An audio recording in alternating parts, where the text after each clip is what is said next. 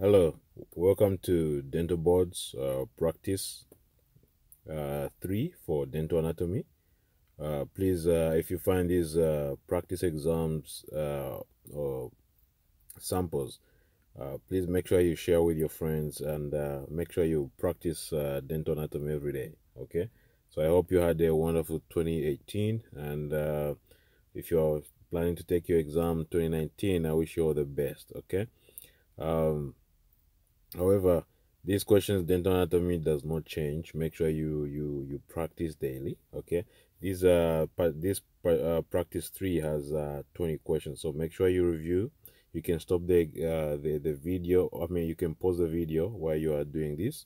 Write your answer before the correct answer is shown, so you can grade yourself. Okay. All right, so question 1. The papilla of the tongue associated with the ducts of von Ebner's gland are. So you have to know the papilla of the tongue. Is it a foliate? Is it a filiform? Is it a fungiform? Or is it a circumvalar papilla? Okay, so the ducts of von Ebner glands are usually associated with D, which is a circumvalar papilla. So answer here should be D. Yes, all right. If you have any questions, again, you can always email. The email address is below. Okay, dentalboards at dboardexams.com. All right. There's also practice timed graded exams that I offer. If you need access to those, you can always email me on the email below. Which of the following molars can have a missing distal lingual cusp? Okay, so remember, the third molars have the most valuable, and sometimes they are heart shaped because they are missing a distal lingual cusp. So the answer here should be D. Okay.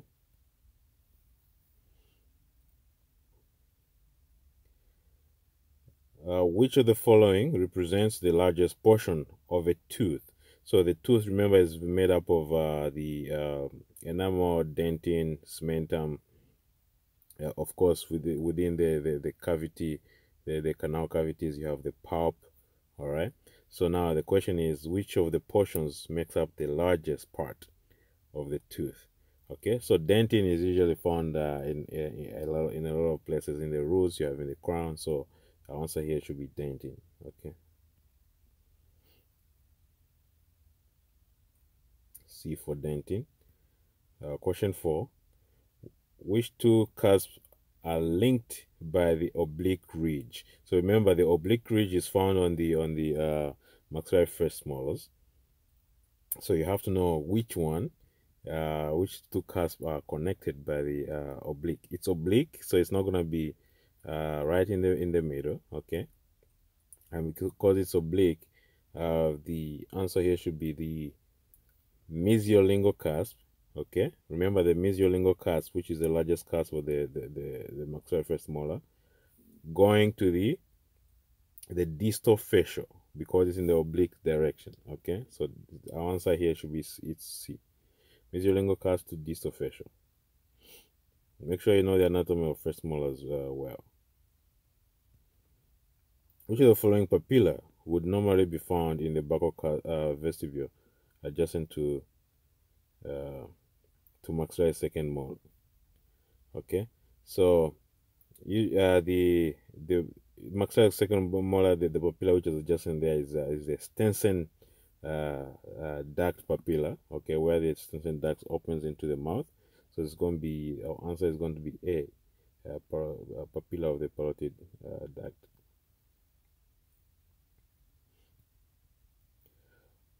All the grooves below, so buccal, central, distal, lingual, or transverse grooves of the oblique ridge, originates in the central pit. So here highlighted in red the important things to note. Okay. So all the grooves below originate in the central pit of the maxillary second molar, except. So which one is the exception? Okay. So is it buccal groove? Is it a central groove? Central groove definitely originates from the central pit. All right. And is it a distal lingual of maxillary second molar, or is it the transverse groove of the oblique ridge? So in this case, the answer is going to be C, the distal lingual. Okay, so the distal lingual is not going to be originating from the central pit. So answer is C here. All the following proximal contact areas between anterior teeth are incisor. Okay, they're incisor, meaning towards the occlusor, to the they are incisor to the middle third of the teeth, except. So which one is exception here? Is it the mesial contact of the maxillary canine? Is it the distal contact of the maxillary canine? The mesial contact of the maxillary laterals? The mesial contact of the mandibular lateral incisors? So here the answer is B. All right, the distal contact of the maxillary canine. That's where the proximal contacts are incisor to the middle third of the teeth. 8. Relative to the arch form, the crowns of mandibular first molars incline. So remember, the crowns of the mandibular first molar incline. Yeah.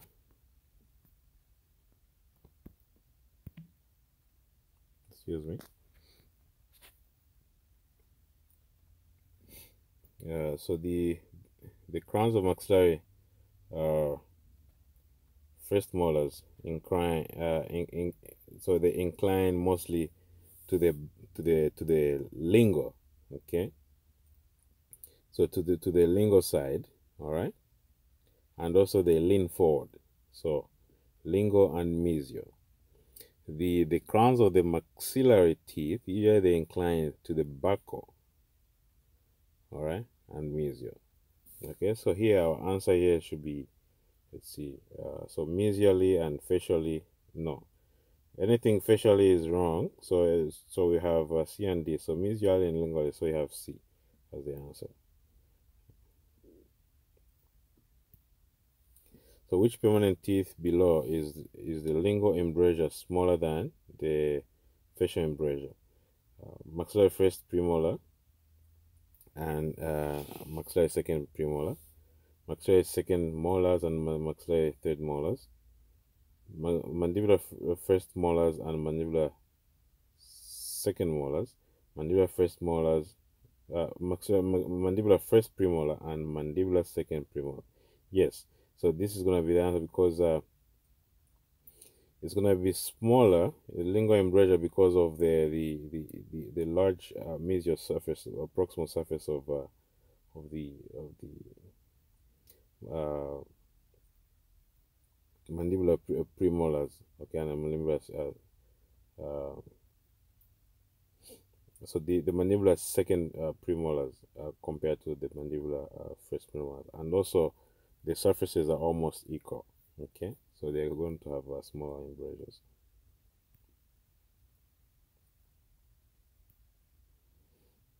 Uh, 10. Which is least likely to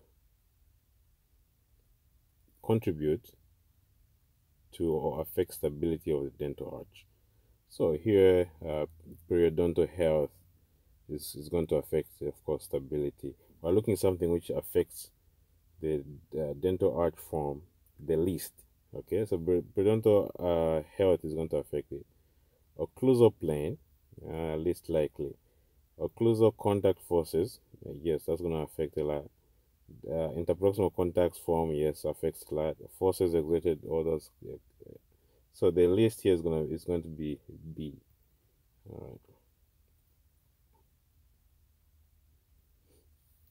Which teeth can have 3 cusps? Okay. So let's see. So which teeth can have 3 cusps? Maxillary second premolar, maxillary first molar. B. Maxillary second premolar and mandibular first premolar.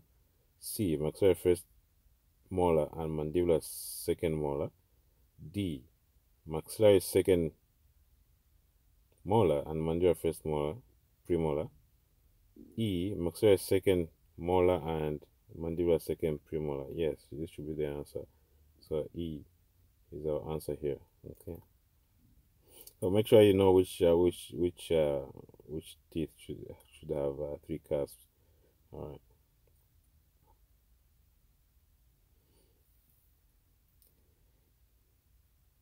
What structures is found just lingual to the maxillary central? Yes, you should know the anatomy here, so the answer should be A here. Okay, incisive foramen.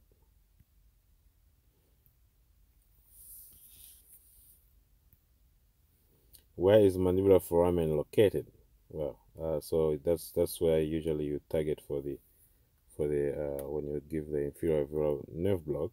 Okay, so our answer here is E, above the occlusal plane of the mandibular molars and posterior to them. Which structure in the maxillary alveolar bone that occasionally superimpose maxillary premolar roots? So which one is usually superimposed? So the nasal septum does not. The antrum, yes. Frontal sinus too far. Zygomatic arch, no. Mandibular fossa too low. So the antrum is a maxillary sinus, so that's our answer because the premolar roots can go in the sinus, as you know. Which of the following primary grooves unite in the distal pit on the occlusal surface of the mandibular second molar represents one of the normally has no counterpart in the distal pit of the first molar? Okay, so is it distal lingual or distal facial triangular, distal lingual triangular, distal marginal ridge, distal portion? So here, distal facial, obviously. Okay, so this question too long, but otherwise simple.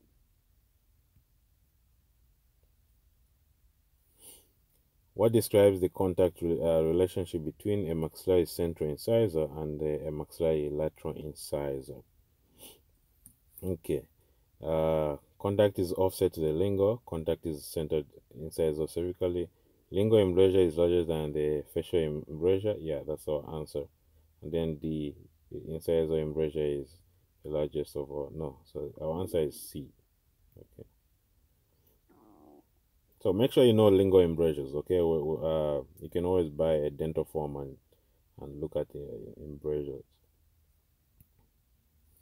Which of the following represents the most frequently seen form of maxillary second molar when viewed from the occlusal surface? So this one, I from the previous videos also we say that rhomboidal. Okay, so the answer here should be D. Between which two teeth is the incisor embrasure the smallest? Okay, so is it maxillary central incisor embrasure? Is it mandibular central incisors? Yeah, mandibular central incisor because they are mostly straight. Okay, on the mesial and lingual, especially the mesial surfaces of tooth number 24 and 25. So the embrasure, incisor embrasure is going to be the smallest. So here is going to be B, our answer, even without looking at the rest of the answers. Cervical margin on the facial crown surface of the maxillary first molar is best described as, okay, so straight, evenly convex toward the apex, evenly convex toward the occlusal. Is it irregularly convex toward the apex? Yes, so it's irregularly convex toward the apex. All right. Number 20, which is the last question of this practice. So from the frontal plane, what is the axial inclination of the crowns of maxillary posterior teeth? I already mentioned this earlier, that mostly mandibular teeth are inclined lingually and mesially, and the maxillary teeth are inclined buccally and mesially. So here they're going to be inclined buccally, so it's going to be E. Okay. So I hope this helps. Make sure when you practice with this, you can pause, answer the question, and then compare your answers. Okay. All right. Good luck, and message me if you have any questions or if you want timed uh, practice exams. Okay.